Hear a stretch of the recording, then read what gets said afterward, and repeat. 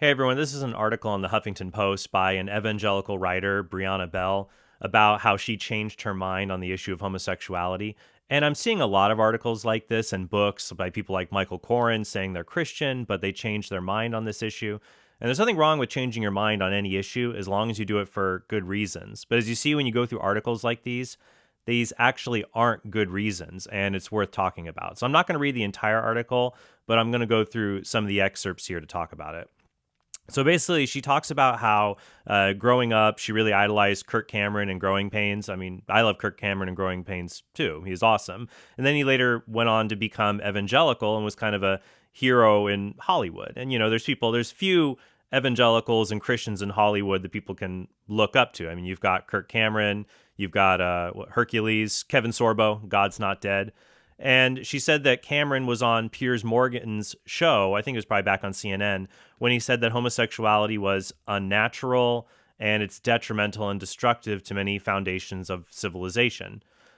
She says that he got backlash from the LGBTQ community, but many evangelicals, including myself, rushed to defend him. And so she goes on to talk about her faith and how she blogged about this.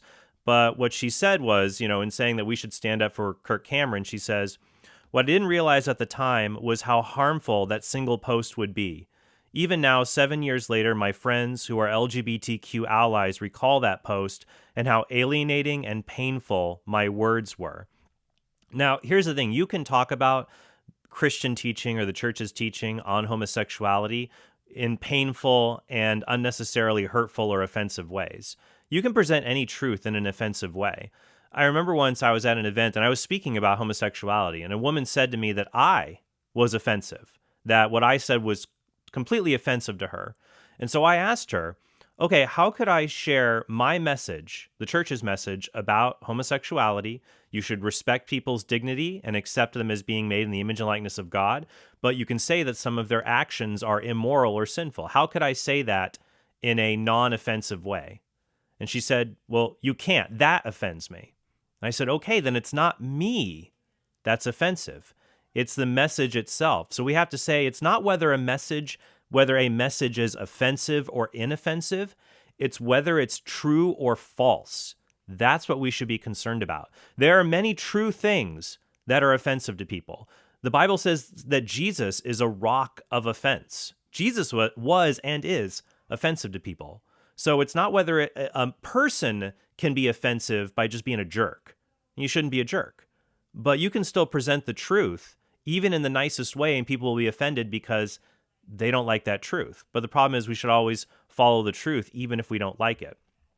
So she goes on to talk about that. And then where did she change her mind on the issue of homosexuality? Was it studying scripture? Was it an intensive study? No. Here's what she says. She says, she changed her mind on June 12, 2016. I woke up to the news of the horrific mass shooting at Pulse nightclub, an LGBTQ bar in Orlando, Florida, in which 49 people were killed and 53 others were injured. Despite my feelings about the LGBTQ community, I could not fathom anyone doing something so evil. That day was a wake-up call for me. It marked the first time I truly recognized just how much hatred and violence the LGBTQ community faces. Here's the thing with Pulse nightclub, though. This shooting was not an anti-LGBT shooting, all right? Go to the Wikipedia page and read about the Orlando nightclub shooting. It was committed by Omar Mateen, a 29-year-old security guard. And it says here in a 911 call made shortly after the shooting began, Mateen swore allegiance to the leader of the Islamic State of Iraq and the Levant, Abu Bakr al-Baghdadi, and said the U.S. killing of Abu Wahib in Iraq triggered the shooting. This was not a targeting of people in the LGBTQ community. The Pulse nightclub shooting was an act of terrorist violence in retaliation for U.S. foreign policy. If you go down to the motives, and I'm not going to read the whole thing here, but there are some people who have claimed that Mateen was gay or identified as gay and had gay relationships, and he was just a part of that community and chose to violently attack other members within that community. Though as you go down more in the motives, during the trial of his wife, the defense revealed in a motion that Mateen had Googled downtown Orlando nightclubs and after passing Disney Springs, traveled between Pulse, where the shooting took place, and the Eve Orlando nightclub before choosing to target Pulse. Trial witnesses said the decision to target Pulse was made at the last minute, and the defense's motion argued that this strongly suggests the attack on Pulse was not the result of a prior plan to attack a gay nightclub. Now, obviously, that doesn't make what happened right. It was a horrible tragedy and an act of evil, but it was not one that was perpetrated specifically against the LGBTQ community. It's not something to change your mind about an important moral or theological issue. There are people, if this is the argument why you should support LGBTQ ideology or morality, there are lots of people who are targeted and persecuted all over the world. There are Catholics in the Middle East and China who are persecuted and killed. Does that mean then you should become Catholic or believe Catholicism is true just because people are persecuted? No, we should oppose persecution and violence against everyone. But that just because someone is a subject of persecution or violence does not mean that everything that they believe is true. We should protect the human rights of all people, but then we have to dialogue amongst each other to find out, well, what is the truth when it comes to the nature of the human person, the nature of sexual morality? We have to do hard thinking on these issues and not just make rushes to emotional judgments. And so she goes on to say that the Pulse tragedy was a starting point for my decision to accept and embrace the LGBTQ community, but my inner change of heart wasn't instantaneous. And she says that what really changed her was that she read fictional worlds, books involving fictional representations of homosexual relationships. She started a blog and she met other talented writers who become friends and identified as LGBTQ. Now, here's the thing. I would say that if you are a Christian and you change your mind on this issue just because you meet people who identify as LGBTQ, you do not have a solid faith foundation. Because what are you going to do as a Christian?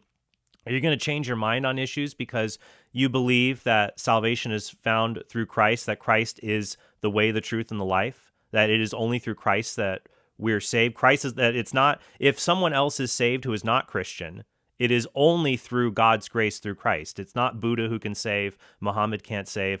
Are you going to say, well, never mind, every other religion is equal to Christianity because I met a nice Jewish person or I met a nice Muslim person? Here's the thing. Mean, vicious people can be right about stuff. And sweet, kind, wonderful people can be wrong about important issues. So I would just recommend that if you're a Christian, you should broaden your field of your horizon. Become friends or at least acquaintances with people in different communities who disagree with your Christian faith or your Catholic faith. That way you can understand there are nice, sweet people who may live radically different lives. Just because they have good-hearted dispositions doesn't mean that everything that they believe is true. And yeah, we should not, I would tell you that if you live your life with caricatures of non-Christians or non-Catholics, and that is a foundation for your faith is going to crumble. Because you're going to meet people, you're going to meet kind and smart atheists, people in other religions, people who disagree with the church on sexual morality issues. But once again, it is not a person's disposition that determines whether what they believe is true or false. It is the evidence that we look at from philosophy, theology, science, and history. That's what we should follow. And so me as a Catholic, I turn to the church. 1 Timothy 3:15 says it's the pillar and foundation of truth, and it's supported by philosophical, historical, scientific, and biblical evidence. Here's something else she wrote that I found really interesting. She said, last summer, a writer and queer friend of mine was attacked online by a group of mostly male bullies, many who claimed to be devout and loving Christians, for writing an article about a pride parade. I watched as my friend was torn apart online for her writing and her activism as conservative evangelical strangers attempted to silence her and do harm to her with their words. Now, I don't know exactly what that means, harm with their words. I mean, if they said like a slur or a threat of violence, that of course is wrong. But to criticize someone does not do harm with words. There are people who maybe watching this video want to criticize me a lot with their words. They're welcome to do that.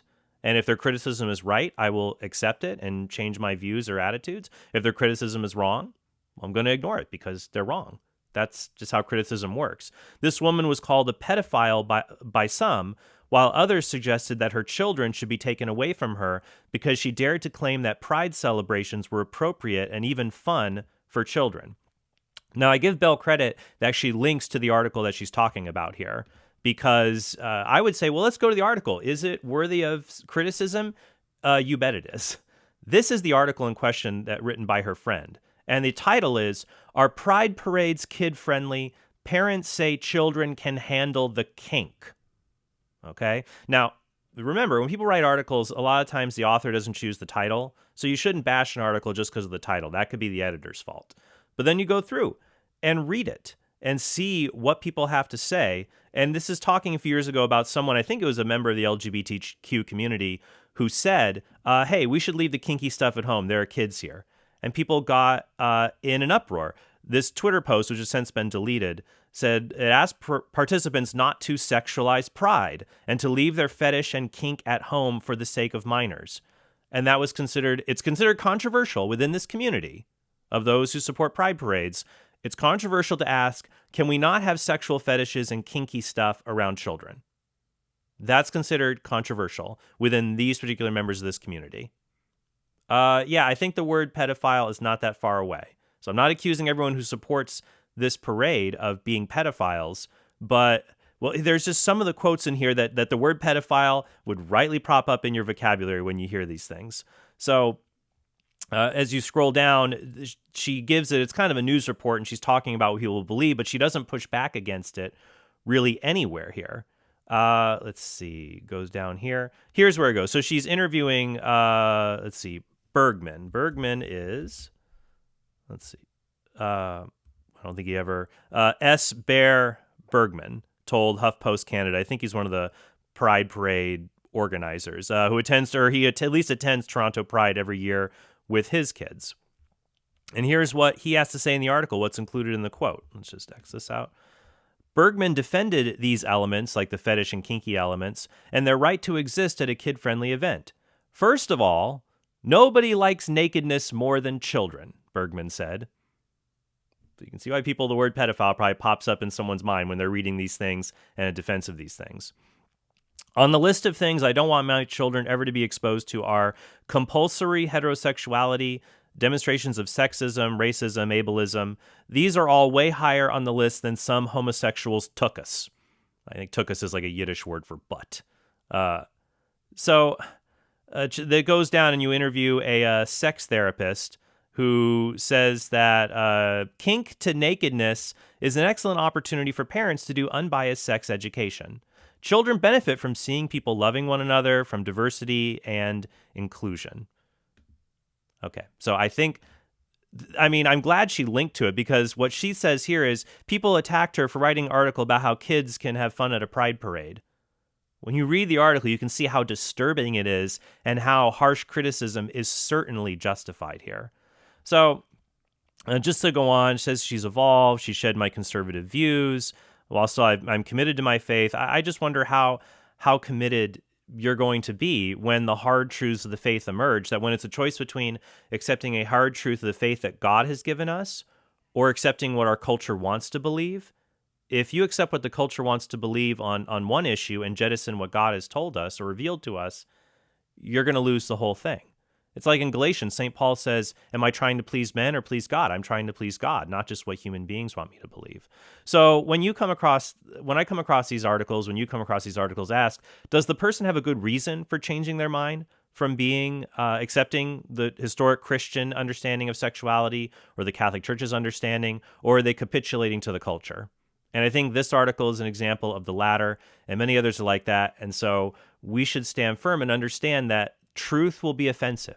We should always present the truth in a gracious way. Ephesians 4:15 says we ought to speak the truth in love, and we should do that. Colossians 4:6, or is it 6:4? Colossians 6:4, I think. I'm always switching the numbers there. Colossians says we should always be gracious to others. Let our speech be seasoned with salt, that we may know how to speak to everyone.